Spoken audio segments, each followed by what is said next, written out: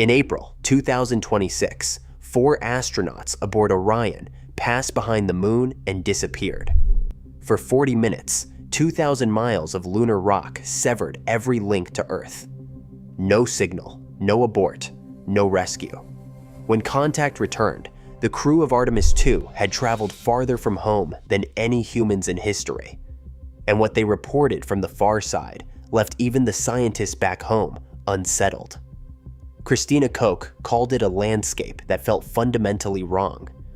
53 years after Apollo, humanity finally returned beyond Earth orbit, and what waited on the moon's hidden face was nothing we were prepared for. April 1st, 2026, just after dawn at Kennedy Space Center, 4 astronauts strapped into Orion, the most advanced crewed spacecraft ever built, waiting for the countdown to reach 0. Commander Reed Wiseman, a veteran of the International Space Station, led the mission. Beside him, pilot Victor Glover, the first black astronaut to leave Earth orbit. Mission specialist Christina Koch, already known for the longest single spaceflight by a woman, became the first woman to cross the invisible boundary that Apollo last breached.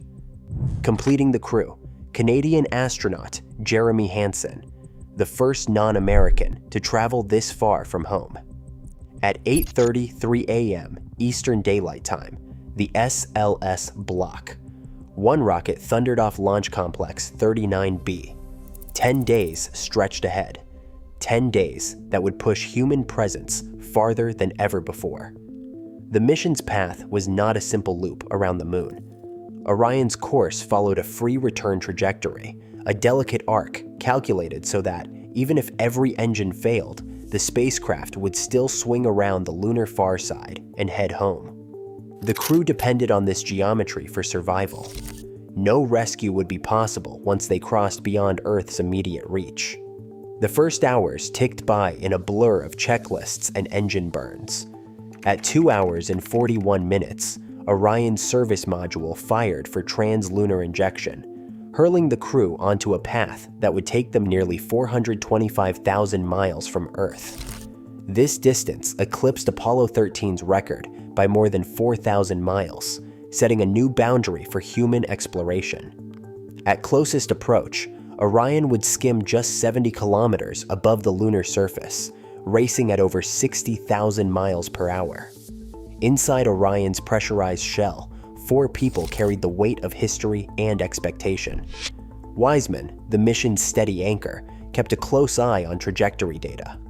Glover, whose calm under pressure had been tested in the Dragon capsule, watched the moon's growing disk with a mix of awe and calculation. Koch, already accustomed to solitude after nearly a year on the ISS, now faced a new kind of isolation. Hansen, trained as a fighter pilot and test engineer, represented not just Canada, but every nation that dreams of the stars. As Earth shrank to a blue dot, the crew's daily routines became a lifeline. Each astronaut cycled through navigation checks, life support status, and communications protocols. But nothing in their training could fully prepare them for the moment when, on the 6th day, they would pass behind the moon. For 40 minutes, 2,000 miles of rock would cut them off from every voice on Earth. No signal, no telemetry, no way to call home. In those minutes, the Artemis 2 crew would become the most isolated humans in history, surrounded by a landscape that none of them were ready to describe. The mission's timeline was precise. Launch on April 1st, lunar flyby on April 6th, splashdown in the Pacific at 8:07 p.m. Eastern Daylight Time on April 10th. But the numbers only tell part of the story. What each astronaut carried into that blackout was more than just training or technology. It was the knowledge that, for the first time in more than half a century, humanity was about to see the moon's hidden face with living eyes, and that what waited there might not fit any familiar pattern. The silence, when it came, was total. The moment Orion slipped behind the moon, every connection to Earth vanished.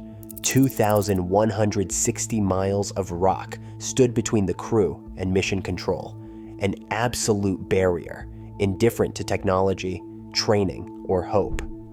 For exactly 40 minutes, 4 voices were sealed inside a pressurized capsule with nothing but the hum of onboard systems and the silent, ancient world outside. No radio, no telemetry, no way for Houston to know if anything had gone wrong. Even the spacecraft's heartbeat, its oxygen flow, its battery levels, its guidance data ceased to pulse through the deep space network. The blackout wasn't a surprise. NASA's engineers had mapped every second of the trajectory. They had rehearsed the loss of signal protocol, checked and rechecked every system that would take over when ground control went dark. Orion's guidance computer took command, navigating the free return arc with no possibility of mid-course correction. If anything failed during those 40 minutes, there would be no abort, no rescue, no second chance. The capsule would either complete its swing around the moon and return to Earth, or it would vanish from human history, lost on the far side where even the sun's light cannot reach. Inside the spacecraft, the silence pressed in. Reed Wiseman reviewed the checklist for autonomous navigation, his voice steady but edged with the knowledge that every decision now belonged to the crew alone. Victor Glover watched the comms panel, its indicator lights frozen, the usual stream of updates replaced by a blank field. Christina Koch glanced at the window, seeing only a sliver of lunar surface drifting past, the outside world reduced to shadows and reflected instrument glow. Jeremy Hansen, the first Canadian this far from home, scribbled a note in his logbook: no way to call for help. In Houston, the mission control room fell into an uneasy hush. Dozens of controllers stared at blank screens, unable to do anything but wait. The only sound was the muted tapping of keyboards, the nervous shifting of chairs. Every second seemed to stretch. The free return trajectory offered mathematical reassurance, but not comfort. If a solar flare erupted, if a micrometeoroid struck, if any system faltered, the crew would be the last to know until the signal returned, or never did. Minutes crawled by. The digital clock on the Capcom console ticked toward the 40-minute mark. At 39 minutes, a faint carrier wave flickered to life. Then, in a rush, the Orion telemetry stream flooded back. A jubilant voice broke the tension. "Artemis 2, this is Houston. Welcome back on the loop." The crew's first words after the blackout were measured, but there was a tremor beneath the surface, a sense that something had shifted. They had crossed a threshold that no simulation could prepare them for. Beyond the technical triumph, beyond the safe return of signal, lingered the memory of 40 minutes in a place where human presence was a rumor, and the universe offered only silence in return. At 252,756 miles from Earth, Orion drifted farther from home than any human vehicle before it. The numbers scrolled across the telemetry screens, velocity steady at 60,863 miles per hour, distance still growing. For the Artemis 2 crew, these were more than statistics. They were reminders of just how thin the thread of connection had become. In the silence that followed the blackout, the reality of their position pressed in. No one had ever been this far, this alone, with nothing but a shell of metal and layers of data between them and the void. Christina Koch, mission specialist and veteran of long-duration spaceflight, found herself staring at the lunar horizon as Orion's systems recalibrated. Her voice, captured by the onboard audio log, carried a note of unease. "Whoa, the darker part of the limb, that's not the moon I'm used to." The words hung in the air, a quiet admission that even years of training could not prepare her for the strangeness of the far side. The familiar face of the moon, studied in textbooks and through the windows of the ISS, now appeared alien, its shadows deeper, its contours subtly wrong. Mission telemetry confirmed the milestone.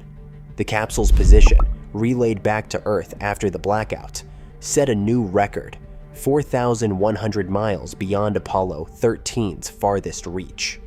The crew logged the data, but the numbers did little to ground them. With every mile, Orion's windows revealed a landscape that seemed to resist explanation. Craters stretched in unfamiliar patterns, the play of light and shadow tricked the eye. The far side's battered highlands, untouched by the vast seas of basalt that defined the near side, gave the impression of a world shaped by forces that no one on Earth had ever witnessed firsthand. The sensation was more than visual. Koch later described it as a physical disorientation, a sense that the geometry of the moon itself had shifted. The spacecraft's guidance computer tracked their path with perfect precision, but the crew's instincts faltered. Even the most experienced astronaut, accustomed to the routines of orbital flight, felt the subtle dread of being unmoored from every familiar reference point. As telemetry returned to Houston, the engineers celebrated the technical achievement. But for the crew, the milestone raised a deeper question. Why did the moon's hidden face feel so wrong?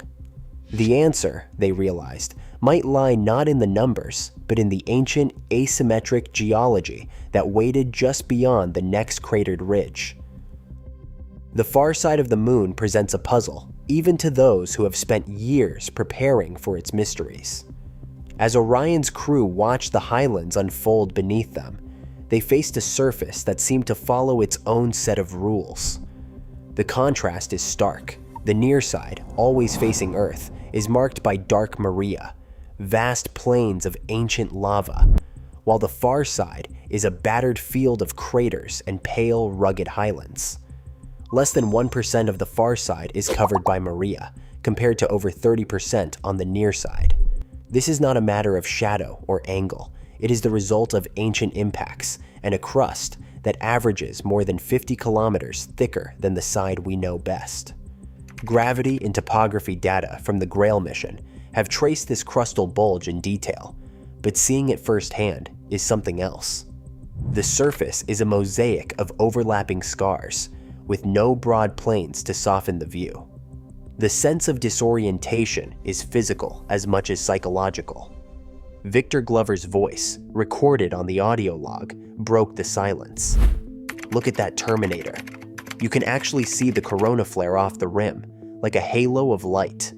The terminator, the boundary between lunar night and day, appeared as a razor-sharp edge, sunlight scattering into a faint corona that hovered above the horizon. For a moment, the moon's limb glowed with an uncanny brilliance, a phenomenon predicted by models but rarely seen from this vantage point. The far side's thick crust meant that volcanic eruptions rarely broke through, leaving the highlands untouched by the seas of basalt that defined the near side. Yet the moon resists simple explanations. Near the dividing line of night and day, the crew spotted Reiner Gamma, a bright, swirling patch that stands out like a ghostly fingerprint. Reiner Gamma is not a mountain or a crater. It has no elevation, just a twisting swirl of pale regolith, visible even from Earth with a good telescope. What makes it remarkable is its local magnetic field, measured at about 250 nanotesla, hundreds of times stronger than the moon's average. On a world that lost its global magnetic field billions of years ago, Reiner Gamma remains a stubborn anomaly, its origin still debated by scientists. For the Artemis II crew, these features were more than curiosities. They were signs of a world shaped by violence and asymmetry, and questions that remain unanswered. The South Pole-Aitken Basin lies sprawled across the moon's hidden hemisphere, a scar so vast it defies easy comprehension. Its dimensions, 2,500 kilometers wide and plunging 13 kilometers deep, make it the largest confirmed impact structure in the inner solar system. From Orion's window, the Artemis II crew watched the rim rise like a broken mountain range, its edge casting shadows that stretched for miles. Jeremy Hansen's voice, recorded on the mission log, broke the silence as he said that the ridge on the western limb looked like a massive scar, and that it must be the edge of the South Pole-Aitken Basin. No photograph or simulation prepared them for the reality.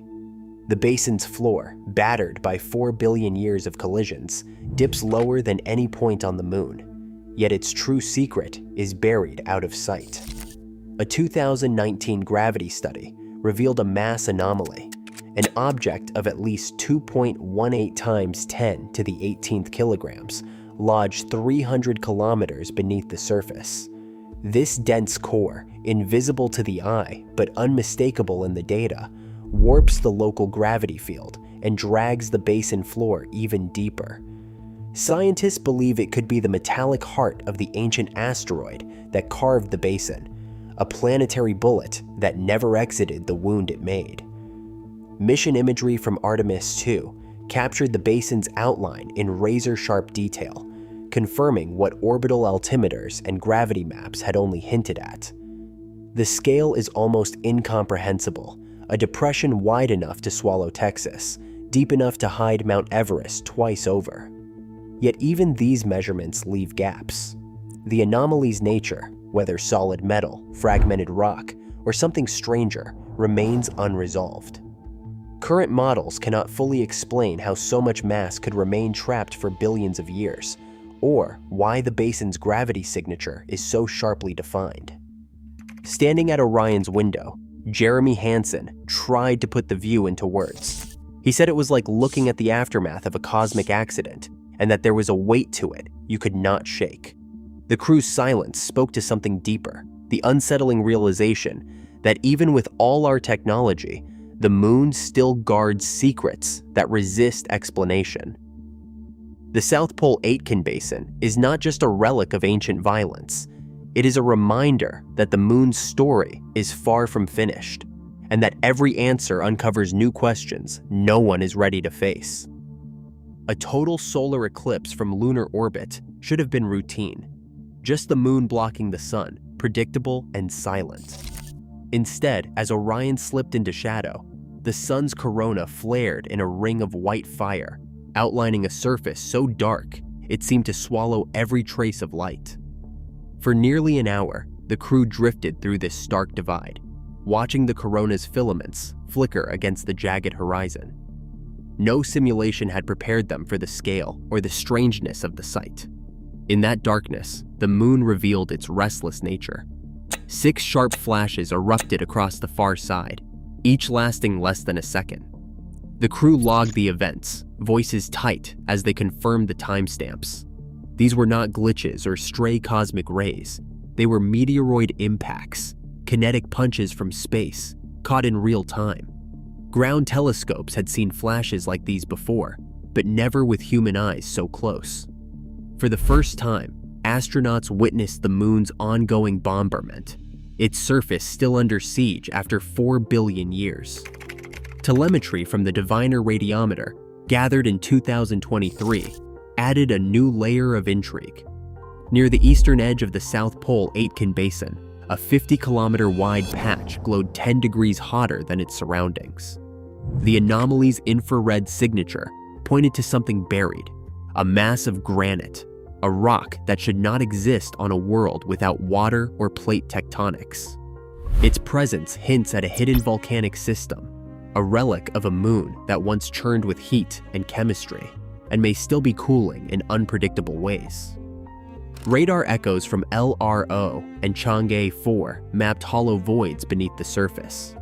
Lava tubes stretched for kilometers, their entrances marked by sudden pits. Some are wide enough to swallow city blocks, untouched by sunlight or radiation. These tunnels could shelter future explorers, but their existence points to a violent volcanic past. Above ground, the far side's radio silence is absolute. A shield of 3,400 kilometers of rock blocks every Earthborn signal, creating the quietest place in the solar system. Every flash, every unexplained patch of heat, every tremor tells the same story. The moon is not dead. Its surface and interior remain in motion, still shaping themselves in the darkness. Even now, NASA's own transcript records an Artemis 2 astronaut whispering that it doesn't look like any place I've ever seen. The far side's battered silence still guards secrets, including mass anomalies, shifting shadows, and scars no eye on Earth can claim. As our technology sharpens, so do the questions. The moon's hidden face remains less a destination than a warning. The universe rarely gives up its darkest truths easily.